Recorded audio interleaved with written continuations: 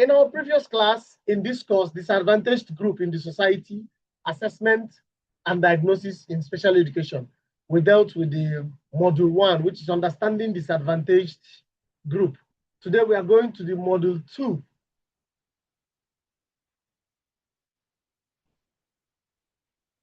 That is Foundation of Assessment in Special Education. So what is assessment in special education about? Assessment in special education refers to a systematic process of collecting, analyzing, and interpreting information about a learner's ability, challenges, and the learning needs.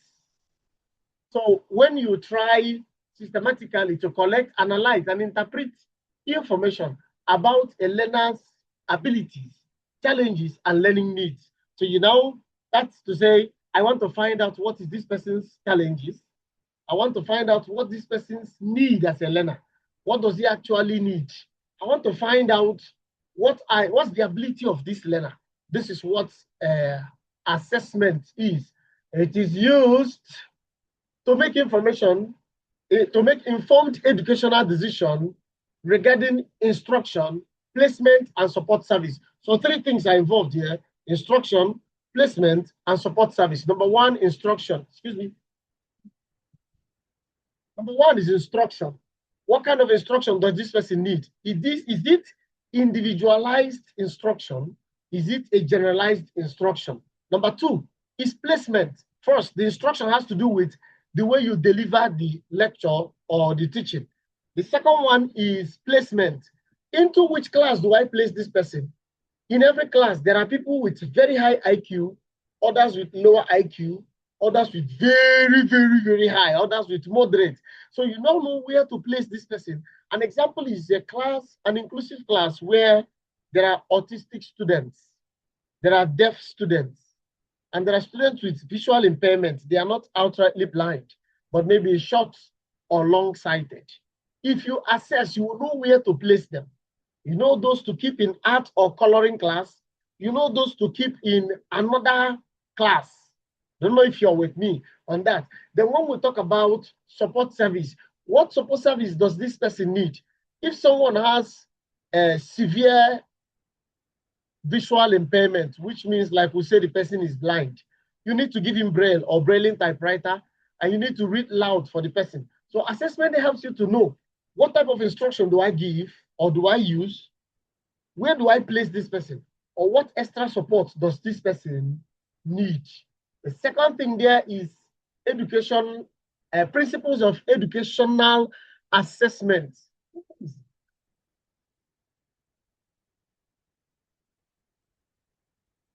Okay. Now, we'll talk about principles of educational assessment. Effective assessment in special education is guided by key principles. Assessment should be fair and free from bias, ensuring that all learners are evaluated based on their abilities rather than their disabilities or cultural background. So in this principle, we should be careful to assess people, not because we think they are disabled in this, but based on what they can do. So we don't outrightly ignore what you cannot do, but we look at what you can do. If you have a question, I think the best thing to do is to write your questions in the chat space. Yeah, okay. So the principles or types of assessment in special education are as follows. Number 1, screening assessments. It is used to quickly identify learners who may require further evaluation. Number 2, diagnostic assessment. It provides detailed information about the nature of a learner's difficulty. This type of assessment helps you to know this person has a very big problem in writing, that's dysgraphia. This person hardly reads, that's dyslexia. And this person finds it difficult to calculate, that's dyscalculia. I don't know if you're there. So we have the third one, placement assessment. It helps determine appropriate educational placement. So this assessment helps you to find out or to know whether a person should be placed in an inclusive class, push-in class, push-out class, or what may, whether this person needs a special attention. And the next one is formative assessment. This one is conducted during the instruction to monitor learners or learning progress. Just like in a class, in between the lecture, the lecturer asks a question or says, okay, everybody do this. So you watches everybody do that. In your class, when you're teaching, you don't just have to. Did somebody say something? Goody, please mute your voice so that if somebody in your background talks, we will not hear the person.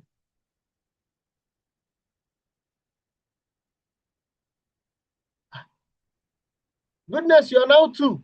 Please, which one do I remove?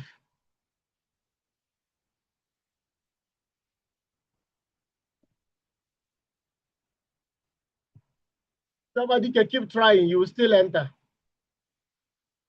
Okay. So the formative has to do with the assessment that you do during or like in-course assessments, just like your classroom test, resumption test, midterm test, all of them are. Then we have formative assessment, which is conducted at the end of instruction to evaluate achievement, like your classroom examination. I hope you have seen that your examination is coming on between September and October. That's a summative assessment. So each type of assessment plays a critical role in instruction, in ensuring appropriate educational support. Okay, so let's go to characteristics of good assessment. Number one is validity. Number two is reliability. Number three is usability. Number four is objectivity. I'll list them again. I'm not going to explain them now. Validity, or maybe let me do that. Validity, that ensures that the tool measures what it is intended to measure. That's valid. From the word valid, you have validity. Now, we have reliability that ensures consistency of a result over time and across different examiners. So if this person used the same tool, it worked. And I used it. Chagozim used it. Goodness used it. Choma used it. Augustina used it. Chinemema used it. All of you used it and us. Excuse me. And it all worked. It means it is reliable. Then we have objectivity.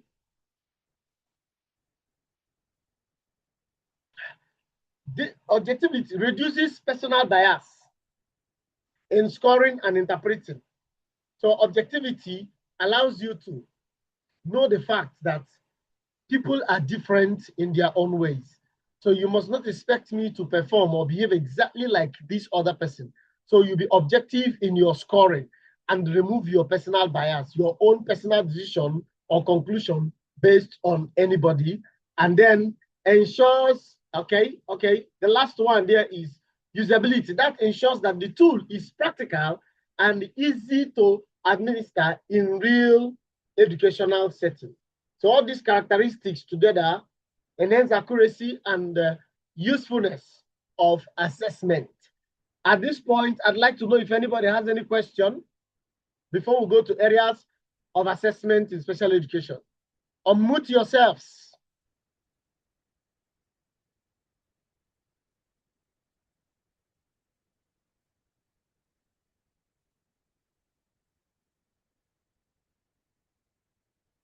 Are you there, or am I just talking to myself?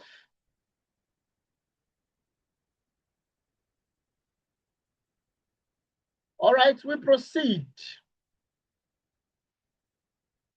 Areas of assessment in special education.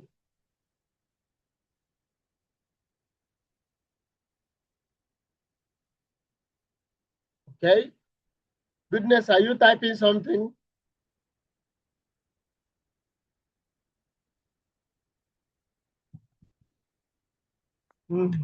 No, sir. No question, sir. Okay. Okay, areas of assessment in special education. Number one is cognitive assessment. This one measures intellectual functions and reasoning ability. Can somebody tell me the three domains we have in education? Cognitive domain, cognitive domain, affective domain, and psychomotive, if I'm not mistaken. Thank you. Okay, the cognitive, Psychological, sorry. yeah, thank you so much. The cognitive has to do with your intellectual ability. So a cognitive assessment measures intellectual functioning and reasoning ability of each student. Now we should know that everybody has their own ability. And because we have our different abilities and our own different disabilities in learning as well as in our intellect. Now, whatever you're scoring, whatever you're doing, you should assess people based on their own intellect. In every class, there is A student and there is B student.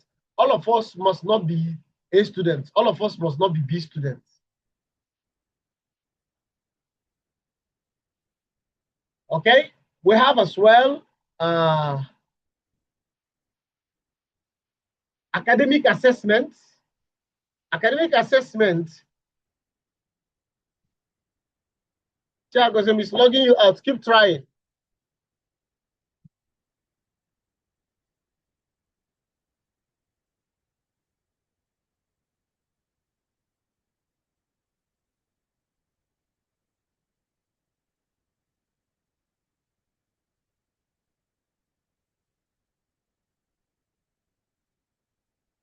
So we'll go for a short break in a short while so that anybody who is finding it difficult to log in can come in.